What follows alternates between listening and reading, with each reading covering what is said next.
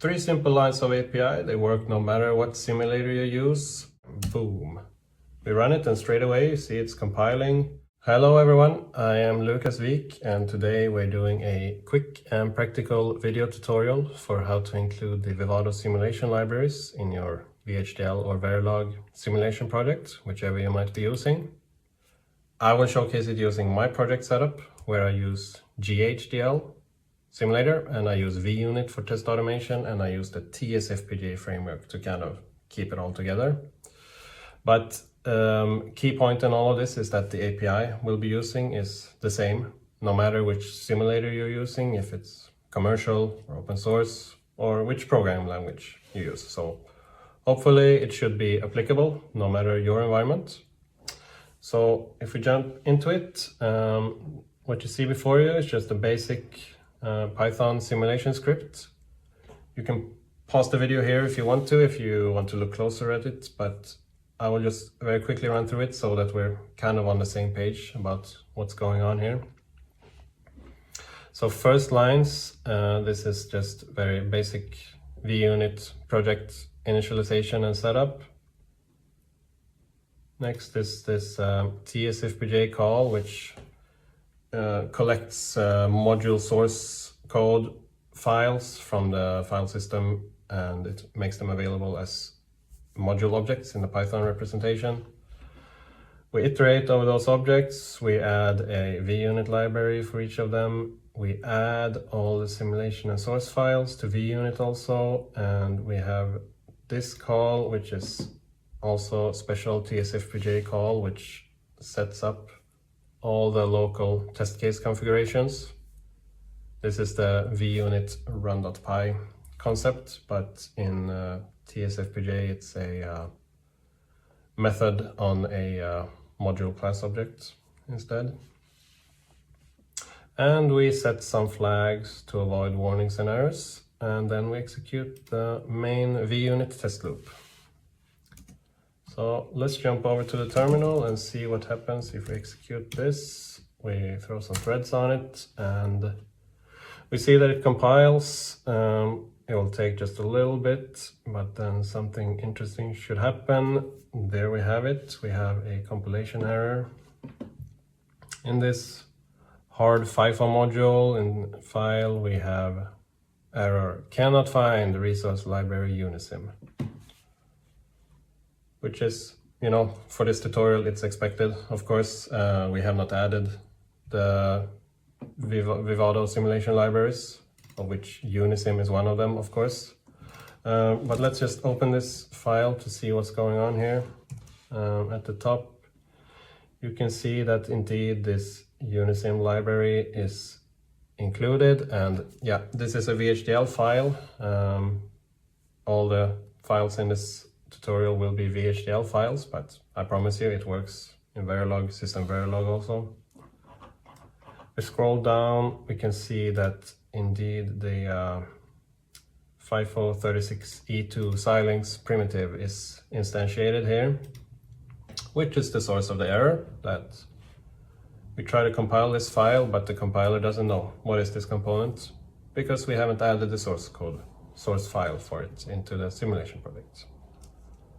So let's jump over to the simulation script, and yeah, in order to add simulation libraries, I will consult the tsfpga official documentation. This is tsfpga.com, and I will go to simulation flow, I will go to Vivado simulation libraries, and once again you can read this if you want to for this tutorial.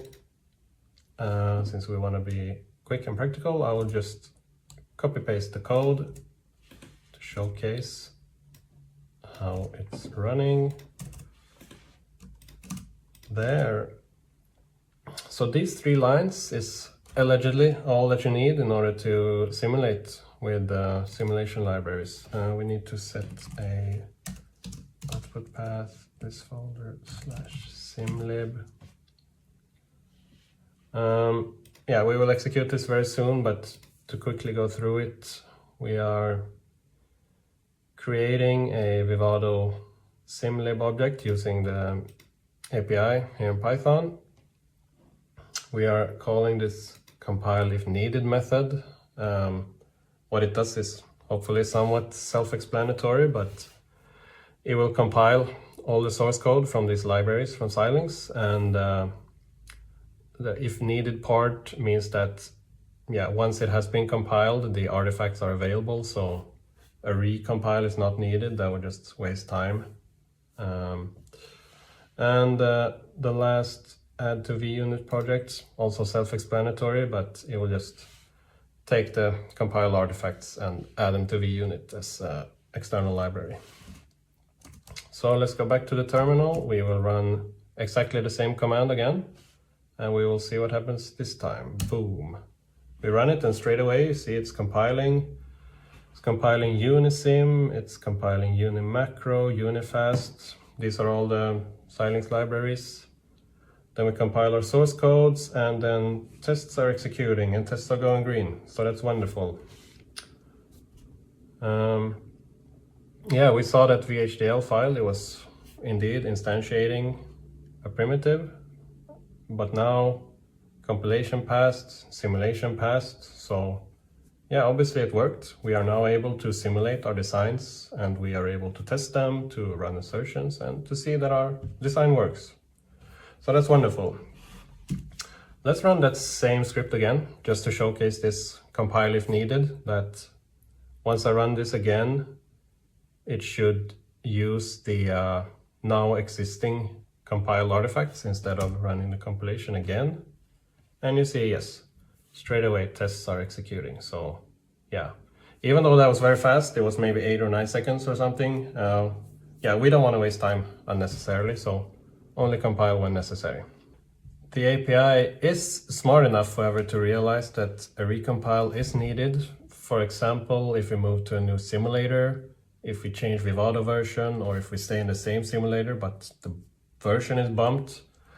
In all these cases, the compile if needed call that you saw, it will be forced to do a recompile, because the old artifacts that we have in the file system, they are no longer current. So it needs to do a new compile, and it will tag the artifacts with tool version, tool names and stuff, so that it can always detect when a recompile is needed or not needed, which is highly useful. It saves a lot of time, saves a lot of manual hassle. For the demo, I would like to do exactly the same thing that I just did, but using the ModelSim simulator, to show that indeed the very same simple 3-line API can be used with any simulator without any changes. So I will do the exact same call that I did, but I will set this environment variable to use ModelSim instead. We will run this and it will compile, but we buckle our seatbelts and fast forward, because this will take a while.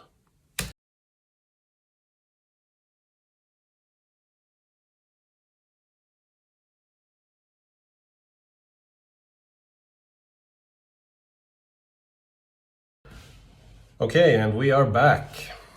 As you saw, it compiled the simulation libraries with ModelSim this time, then it compiled the tests, and then it executed the tests, and they were all green, which is very nice to see.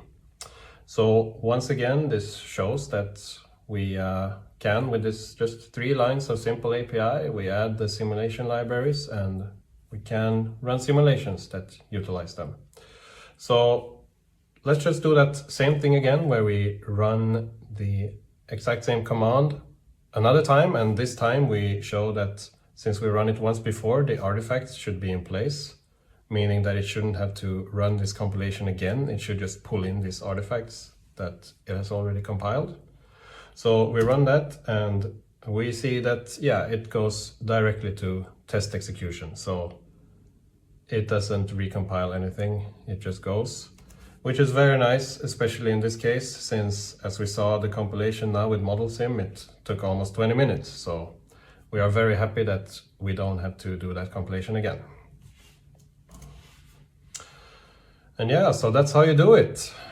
These 3 simple lines of API, they work no matter what simulator you use. anything that VUnit supports should be able to resolve using this. And yeah, with the commercial simulator it was quite slow. With GHDL it was very, very fast, a lot faster than other solutions that are out there. But yeah, that's how you do it, and that's what I wanted to show in this video. So that's it. I hope you enjoyed it. I will post a lot of links in the description below. I will link the website where you find documentation. I will link to GitHub where you can find the source code. And GitHub is also where you can create an issue if you have any questions. You can also hit me up on LinkedIn for questions, or even in the comment section below here on YouTube. You can ask questions. So that's it. Thank you for watching, and I'll see you in the next one. Bye.